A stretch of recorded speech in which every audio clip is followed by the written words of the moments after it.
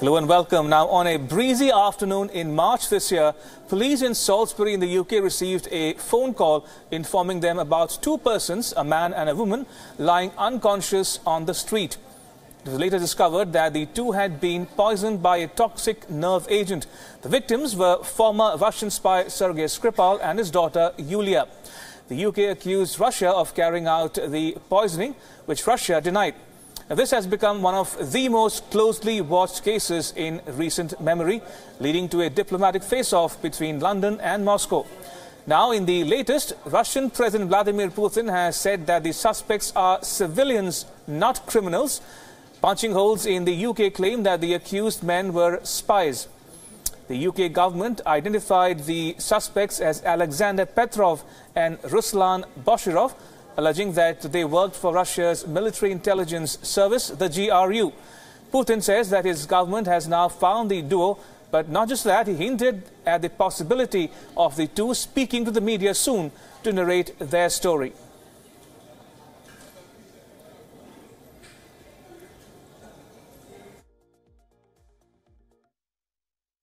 Мы, конечно, посмотрели, что это за люди. Мы знаем, кто они такие уже, мы их нашли. Ну, надеюсь, что они сами появятся и сами себе расскажут. Это будет лучше для всех. Ну, ничего там особенного и криминального нет, уверяю вас. Ну, посмотрим в ближайшее время. Они гражданские? Что? Они гражданские? Не слышу. Гражданские? Гражданские, конечно. Ну, конечно. Ну, ладно, будем ждать. Давайте тогда вернемся спокойно к восточному форуму. Я и хочу к ним обратиться, чтобы они услышали нас сегодня. Пускай они придут куда-нибудь, вот к вам, в средства массовой информации. Давайте в субботу ко мне в студию, я готов. Да.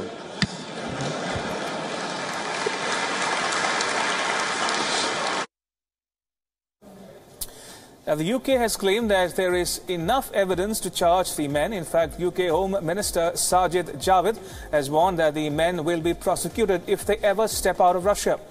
UK's Crown Prosecution Service is now not applying to Russia for extradition of the two men, as Russia does not extradite its own nationals. But a European arrest warrant has been obtained in case they travel to the European Union.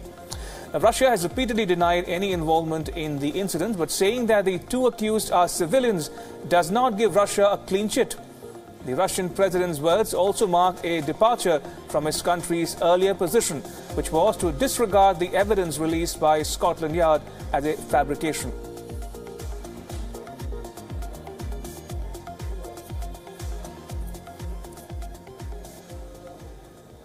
All right, joining me are two guests, Pervaiz Alam, senior journalist, who's joining me live from London, and from Moscow is Dmitry Babich, a political analyst. Gentlemen, thank you for joining me on WION Dispatch. To you, Dmitry, first, this mystery gets curiouser and curiouser. Who done it? What's happening here? Well, I'm glad that President Putin made this statement because the accusations leveled by the Prime Minister Theresa May were very, I would say, undiplomatic. She left no doubt, that the criminals were Russians, that it was Russia who poisoned the Skripals. She used the words like barbarity and chemical attack against the UK. So what kind of evidence is there to support this claim? Okay, we saw the pictures, the photos of these two persons on the streets. There are no recognizable buildings on the photos released by Scotland Yard. Obviously, there is no video of them using or bringing this horrible substance to the UK. And also, the Scotland Yard did not explain if these people left on the 4th of March, if they returned to Moscow on the 4th of March, how come that Charlie Rowley and his woman friend got poisoned almost 4 months later? On the 27th of June, they found purportedly the same substance in a bottle in a charity basket. So the British story is punctured with inadequacies and contradictions, but there is only one piece of evidence that they presented. These are these people who have faces. You know, their faces were revealed. In today's world, if you know a person's face, you can find him or her. So I was puzzled by the silence of the Russian authorities for these several days after the statement from Prime Minister May. Now, okay, if these people answer the questions of the journalists, if they are presented to the public, probably they will give answers to the British investigators if they come to Russia. That would bring clarity into this incident, and I'm afraid this is going to be pretty embarrassing for the British side, which already leveled all the accusations, pronounced the verdict without any trial, and I don't know how Theresa May will get out of this if indeed her story collapses. Right, Dimitri, hold your thought. I want to go across to Pervaiz. Now, Pervaiz, you're in London, and the latest news coming in from London is that the UK government is saying Russia is lying.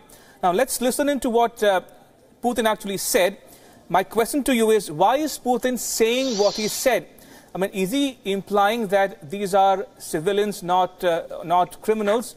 But till now, he was denying any Russian involvement. Now he says they're civilians. What is actually happening here? What is your take? Ramesh, you have asked a pertinent question, and Dimitri, I was listening to him, and he has to understand just one basic thing. When the British government came up with its version that these two persons, Alexander Petrov and Ruslan Boshirov, were involved in the poisoning using the nerve agent Novichok in Salisbury. And in fact, one person has already died. She was the partner of the police officer who was investigating the incident. Now, initially, there was no reaction from Russia, and for almost a week, they kept denying that they had anything to do with it. And in fact, they refused to recognize the two persons who were supposed to be Russian citizens, according to Scotland Yard. And now the president of Russia has admitted that they have identified these two persons. These two persons, Alexander Petrov and Ruslan Boshirov, and he is also ready that these two persons or suspects from the UK's point of view should be presented and should be able to explain their versions. So I think there's a lot to see here, number one. Number two, Dimitri says that no videos have been provided. Well, this is at the initial stage. This is what Scotland Yard has said, that they have a foolproof case against these two persons. They came here on the 2nd of March 2018, this year, and left the same day on the 4th of March and back to Russia, and from Gatwick Airport, number two. Number three, that these two persons were also traveling all over Europe, in fact.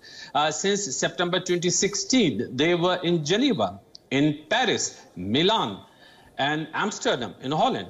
So the moment these two persons are presented before the media, I'm sure that there would be some explanation. And from the British point of view, they would like to know. In fact, a number of journalists this morning have been tweeting that, hey, the first question which needs to be asked is that, hey, these two guys, what were you doing in Britain, in Salisbury?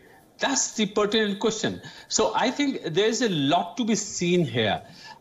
In fact, when Russian President Vladimir Putin came up with this explanation in Vladivostok, the whole world was surprised that he admitted that these two persons were there. Finally, I would add just one thing. The Fontanka, the Russian agency, has already investigated, and according to media reports, they say that these two persons, they have been identified in Russia. And Ruslan Boshirov has been living in an apartment, though he has not been seen for some time.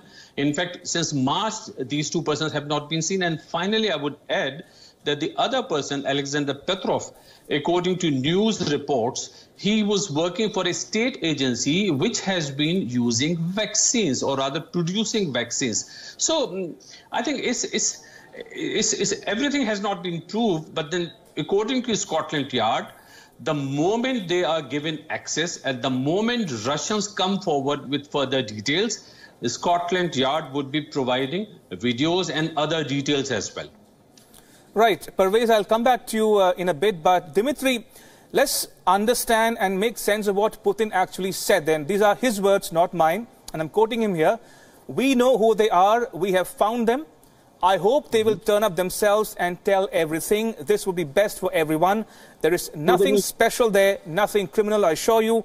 We will see in the future, unquote. Now, from denying Russian involvement now to admitting on record that these were Russian civilians, surely there is more than what meets the eye, isn't it? No, but I'm sorry. First, he said they should approach the media.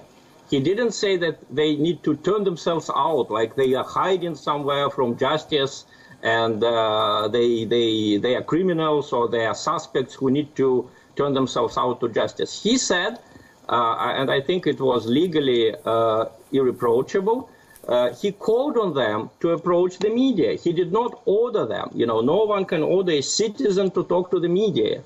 A person may want to talk to the media, he may not want to talk to the media. That's a citizen's right. But I don't understand why you keep repeating the word admitting. Russians just identified two persons whose photos were shown by Scotland Yard. Scotland Yard did not film these people or record these people doing anything criminal. You know, when the other participant in our program said that these people need to answer the question what they were doing in Salisbury, well, basically, usually it's not the suspect who is supposed to prove his or her innocence. It's the accusing side that needs to prove the suspect's guilt. These people, they may answer that they were just walking, sightseeing in Salisbury. There are millions of Russian tourists who come to London every year, and a lot of them go to Salisbury. It's a beautiful place. So the pictures that were shown to us by Scotland Yard, they don't tell us much. We just see two people walking the streets. All right, Pervaiz, I'll come to you one more time. Now, Dimitri says these two men could be tourists in Salisbury, for all we know. But the question I want to ask you is, from Litvinenko in 2006 to Skripal in 2018, does it indicate to your mind it is just a spy versus spy, or is there a deeper problem here? I mean, is there a proxy battle being played out between the UK and Russia here? I think this has been going on. That would be right to say, number one. Number two, we have to look at the backdrop. American president, the USA President Donald Trump is soft on Russia, and American intelligence agencies have criticized him for being soft on Russia and Putin.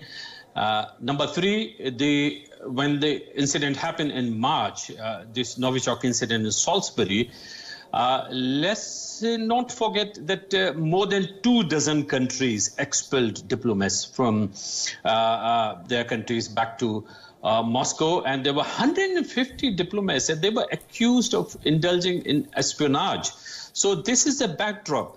I think it's for Europe now. There's a feeling in Europe because Mr. Trump is so soft on Russia. So there's a feeling in Europe, and particularly in this country, in Britain, that Europe has to defend itself, number one. Number two, and then they have to act against the Russian designs. And let's also not forget that when you are having this chat with me and with Dimitri, the biggest military exercise has been going on in East Siberia. More than 300,000 soldiers are participating in this parade. And there's a lot of concern in Europe and in America too, that Russia has expanded its plans and Russia has got its ambitions. So that is the backdrop. Now, coming back to Dimitri's just two questions that he raised.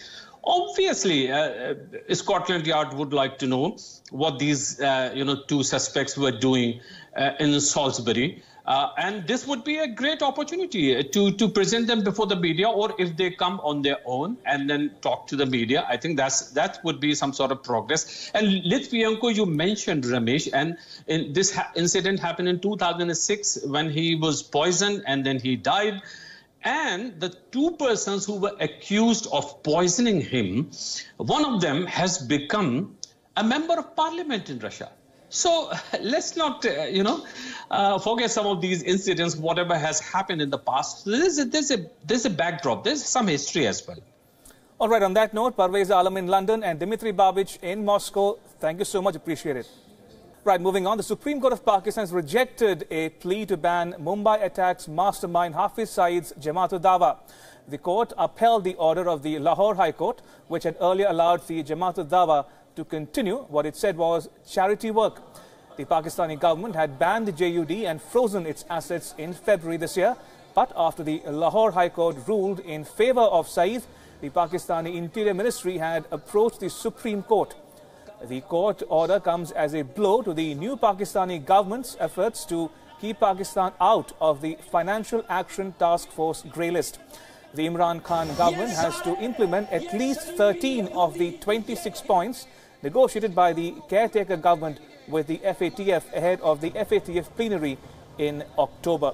Imran Khan had formed a task force to implement these actions, but with this verdict by the Supreme Court in favor of the JUD, which is banned by the United Nations, the Pakistani government now has to once again go in appeal in the court seeking a review of this order. And joining me live from Islamabad is my own colleague Anas Malik. Anas, thank you for joining us on WION Dispatch. No end to Pakistani government's worries caught between Supreme Court and the FATF.